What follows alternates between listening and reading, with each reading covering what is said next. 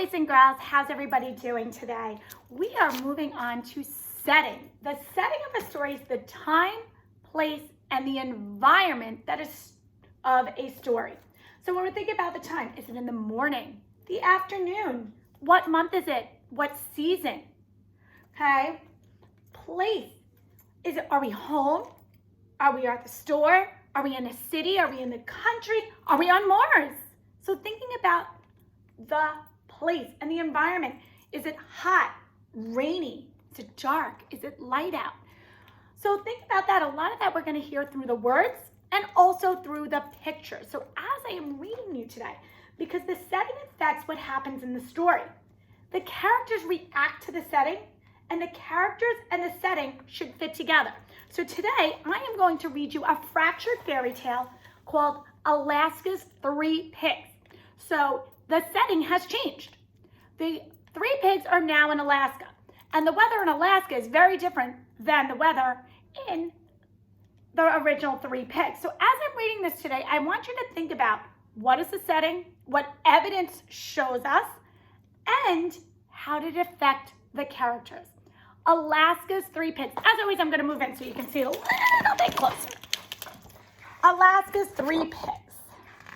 Retold by Arlene Levere. Once upon a time in the wilds of Alaska, there were three little pigs. Now these little pigs had traveled a long way to build homesteads in Alaska's bush. They each wanted to find a piece of land on which to live and grow big cabbages. They arrived on the frontier in summer during the bright, warm days of the midnight sun, when the sun seemed to shine all through the night. "It's too nice and sunny to work," said the first little pig. "Let's go camping instead." "Good idea," said the second little pig. "I'll pack marshmallows that we can toast, and I'll bring my fishing rod to catch salmon in the rivers," said the third little pig. So the three little pigs spent the long days of summer hiking, camping, and fishing. But soon the first autumn frost came, and the sun no longer stayed out all day and into the night. The third little pig said to his brothers, "We've had a good time, but now we must find land and build our homes before winter comes." The pigs put on their heavy, thick coats made of fur down and wool and started out across the frosty frontier. When the pigs had traveled some distance, the first little pig said, "I'm tired. I've walked too far. I'll stop here in this grove of spruce trees." So he said goodbye to his brothers, and they continued on their way. The first little pig looked around and spied an old Trappist cabin amongst the trees. There were chinks in the walls, and the roof was moldy, and the stove was dented. "Well," thought the pig, "it's not pretty or clean, but it's better than having to build my own cabin." So he dropped his bag inside, grabbed his snowboard, and headed to Mount McKinley. The other two little pigs soon stopped to rest as an early snow began to fall. The second little pig decided he had traveled far enough and declared, "I'm going to build my house here on the wide open tundra." So he said goodbye to his brother, who continued on his way. As the second little pig stood on his homestead, he felt big, fat snowflakes landing on his snout. Thought the little pig, "It's snowing harder, and I don't want to get stuck without a roof over my head." The little pig cut down some small willows growing alongside a nearby river. He loosely braided the branches to make walls and patched together grass and moss for a roof. After a short time, the little pig had finished his house. "Done," he cried. Then he grabbed his skis and went to join his brother. The third little pig was a smart little pig. He wanted a strong house before the full force of winter came to Alaska. In winter, he knew it would be dark most of the time, and he wanted to be protected from the bitter cold and from hungry wild animals. As he walked along, the third little pig suddenly felt a cool mountain wind blow down from a glacier. "Ah!" he cried. He took a shovel, a pickaxe, and a sled up into the foothills and carved out block after block of glacier ice. It was hard work. He had to load the blocks onto the sled and haul them back to his homestead site. It took several trips and many long hours before the little pig had enough blocks to begin building his igloo. He carefully stacked the blocks one on top of the other and filled in all the cracks with snow. He then poured water over the walls so that they would freeze solid. When he finished, he had a strong, safe house made of ice. Now the third little pig loved the outdoors as much as his brother did, but before he went to play, he wanted to get ready for the cold night ahead. He gathered wood to build a fire. Then he shoveled snow into a big barrel to melt for fresh drinking water. Finally, the little pig hooked some dogs to his sled and rode off to meet his brothers. The little pigs loved to play in the snow. Whoosh! The first little pig made big turns on his snowboard. Yee-haw! The second little pig yelled joyfully as he followed on his skis. Bark!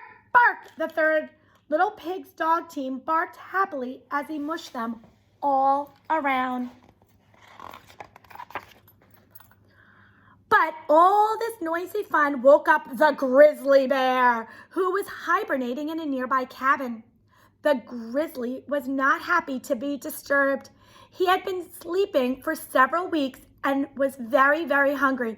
Grrr, the bear grumbled, and grrr, the bear's stomach rumbled, and the sound echoed out of the cave. The third little pig pulled his dog sled to a stop and listened. He said to his brothers, "It's getting very dark and cold now. I think we should go back to our safe new homes."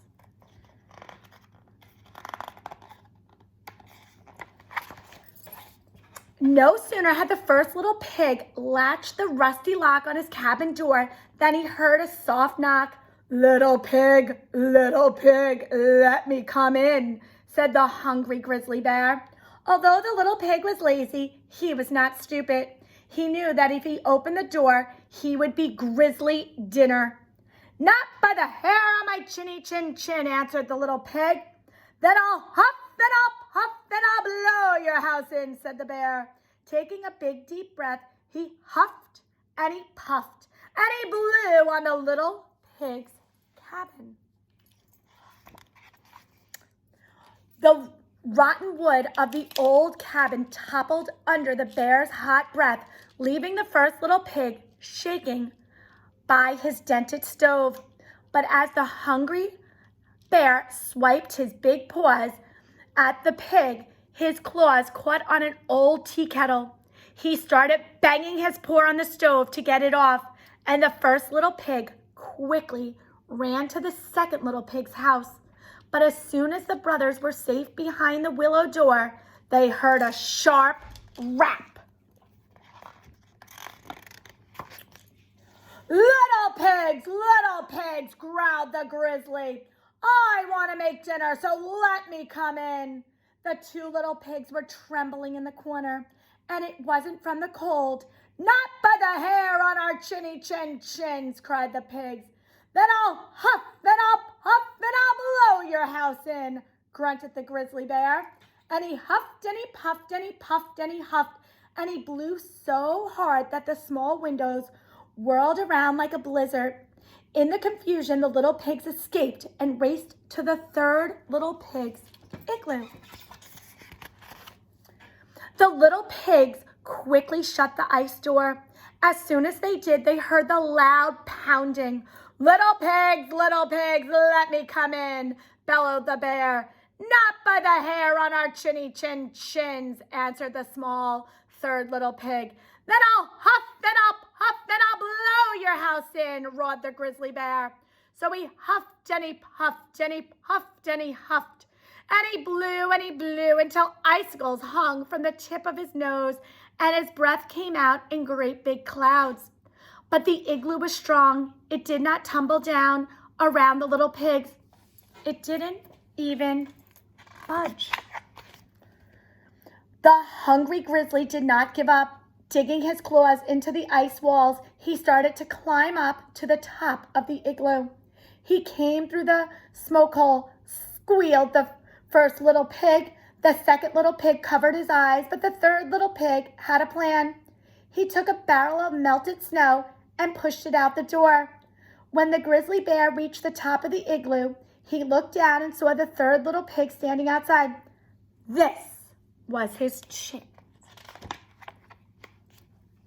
He jumped and slid down the icy wall and landed right in the barrel of water. As the grizzly tried to get out of the barrel, the cold, cold air froze his wet fur solid.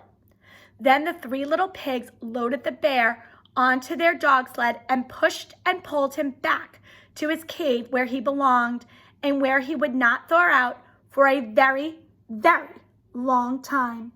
The end. So thinking about the Alaskan three pigs, the setting was changed. It was changed to Alaska, where they had snow, and because of Alaska, it changed the houses that the pigs lived in. It changed their clothing.